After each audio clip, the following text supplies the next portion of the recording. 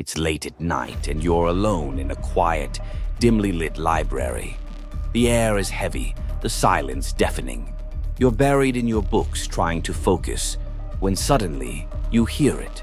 A faint shuffle, footsteps, not normal footsteps, uneven, dragging, like someone or something is limping just outside. You freeze, your heart races, and then from the corner of your eye you see a shadow move, a shadow that shouldn't be there. This, my friends, is no fiction. This is a real horror story, one that happened to a girl named Emily in a small-town high school in Ohio. Welcome to Hoorror. Here at Hoorror, we bring you real spine-chilling stories every single day. Stories that'll make you question the shadows around you. So hit that subscribe button, smash the bell icon, and join our community of thrill seekers. A new real horror story drops daily. Don't miss it. This story takes us to the quiet town of Willow Creek, Ohio, where Emily Parker, a 17-year-old high school senior, was gearing up for her final exams. Emily was a good student, but like most of us, she'd left a lot of her studying to the last minute. With exams just a week away, she was in crunch mode. Her school, Willow Creek High, had a small library, a cozy place with tall shelves and the faint smell of old books. Normally, it closed at 5 p.m., but with finals looming, the school made an exception. They kept the library open until 11 p.m. for students who wanted to stay late and cram. Emily's house was just a 10-minute walk from school, so instead of studying at home with her noisy younger brother, she preferred the library's calm, focused vibe. That night, March 12, 2023, Emily grabbed her backpack and headed to the library around 6 p.m. The sun had already set, and a chilly spring breeze rustled the trees outside. She settled into her usual spot, a wooden table tucked in the corner, surrounded by towering bookshelves. She spread out her notes, popped in her earbuds with some soft lo-fi music, and dove into her chemistry textbook. Hours passed. She was so engrossed in her work, balancing equations, memorizing formulas, that she didn't notice how late it had gotten. It wasn't until she glanced at her phone that she realized it was 10 p.m. The library was eerily quiet. Too quiet. Usually, a few other students would be around, flipping pages or whispering to each other. But tonight, nothing. Just the hum of the fluorescent lights above her. Emily shrugged it off. She only had a few more problems to solve, maybe 10 or 15 minutes of work. I'll finish quick and head home, she thought. Her house wasn't far, and she'd walked the route 100 times. No big deal, right? But then she heard it. A sound. Faint at first, like a whisper from the other side of the library. A slow, uneven shuffle. Scrape, drag, scrape, drag. It was coming from outside the library doors, in the hallway. Emily froze, her pencil hovering over her notebook. Her heart gave a little thud. She pulled out her earbuds, straining to listen. The sound grew louder, closer. Scrape, drag, scrape, drag. It wasn't like normal footsteps. It was deliberate, heavy, like someone was limping, dragging something behind them. Emily's first thought was the janitor. Maybe old Mr. Thompson was cleaning the halls. But no, he always wore sneakers, and his steps were quick and light. This was different. This felt wrong. She told herself to focus, to ignore it. "Just finish your work, Emily," she whispered under her breath. But the sound didn't stop. It was closer now, right outside the library doors. Her eyes darted to the glass window on the door. She couldn't see anything, just darkness beyond the glass. But the shuffling, it was unmistakable. Emily's hands trembled as she packed her books. She didn't want to stay any longer. Something about that sound made her skin crawl. She slung her backpack over her shoulder and hurried toward the library exit. The school's main hallway stretched out before her, a long, narrow corridor lined with lockers leading to the front entrance. The overhead lights flickered slightly, casting long shadows on the tiled floor. Emily's sneakers squeaked as she walked, her pace quickening. She was halfway down the hall when she saw it. At the far end, where the corridor turned right toward the main doors, a figure stood. A woman. She was just standing there, motionless, her back to Emily. Her silhouette was strange, hunched, uneven, like her body was twisted in some unnatural way.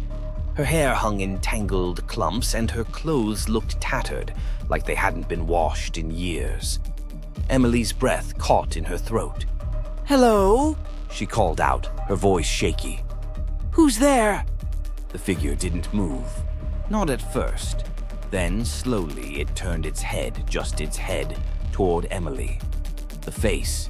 Emily couldn't make it out in the dim light, but something about it felt wrong, hollow, like it wasn't entirely human.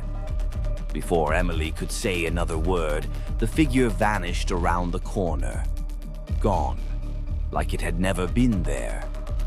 Emily stood frozen, her heart pounding so hard she thought it might burst. She wanted to run, but her legs felt like lead. She forced herself to move, practically sprinting toward the main doors. She burst outside into the cold night air, gasping for breath. The school parking lot was empty. The street beyond it, usually busy with late-night joggers or cars, was dead silent. Not a soul in sight. Emily started walking home, her eyes fixed on the sidewalk, trying to calm herself. It was nothing, she told herself. Just your imagination. You're tired. You're stressed. But the quiet of the street unnerved her. Willow Creek was a small town, sure, but it was never this quiet. No cars, no people, just the faint hum of streetlights and the rustle of leaves in the wind.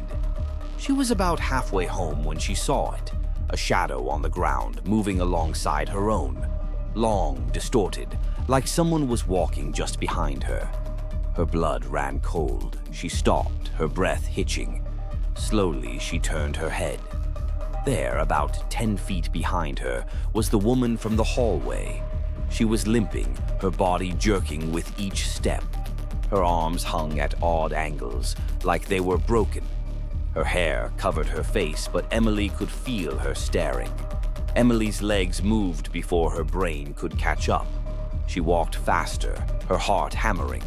The woman's shadow kept pace, the uneven scrape, drags of her steps echoing in the empty street. Emily didn't dare look back again. She just kept moving, her house only a few blocks away. But the sound was getting closer, too close. She could hear the woman's ragged breathing now, low and guttural, like she was struggling to move. Emily broke into a run. Her backpack bounced against her shoulders, her sneakers slapping the pavement. She didn't stop until she reached her front porch, fumbling with her keys, her hands shaking so badly she could barely get the door open. She stumbled inside, slammed the door shut, and locked it. Her parents were asleep, the house dark and quiet. She leaned against the door, trying to catch her breath, tears stinging her eyes. The next morning, Emily couldn't shake the feeling that what she'd seen wasn't just her imagination. She told her neighbor, Mrs. Carter, a retired teacher who'd lived in Willow Creek her whole life. Mrs. Carter's face paled as Emily described the woman. "You saw her," she said, her voice barely above a whisper. In Cleveland, Ohio, 1998, a woman named Margaret Hayes lived in an apartment near Willow Creek High with her 9-year-old daughter, Lily. Lily was a student at the school, a bright, cheerful girl. One day, during a game on the school playground, Lily fell from the monkey bars. The fall was bad, really bad. She didn't make it. Margaret was devastated. She loved her daughter more than anything, and the loss broke her. A few months later, overcome with grief, Margaret took her own life in her apartment. Since then, people in Willow Creek have reported seeing a woman near the school, limping, hunched, searching for something. or someone. They say it's Margaret's spirit, still wandering, looking for her daughter. Her restless soul can't move on, trapped in an endless loop of grief and loss. Emily never went back to the library after that night. She couldn't. The memory of that woman, of her twisted form, her hollow presence, haunted her. And sometimes, late at night, she still hears it. Scrape, drag, scrape, drag. That's the story of Emily and the shadow in the library. A real horror story that'll make you think twice about staying late anywhere. If this gave you chills, hit that like button and share it with your friends. Subscribe to Hoorror for a new real horror story every day, and don't forget to ring that bell icon so you never miss one. In the comments, let us know. Have you ever seen something in the dark that you couldn't explain? Drop your stories below. We read every single one. Until next time, stay spooky.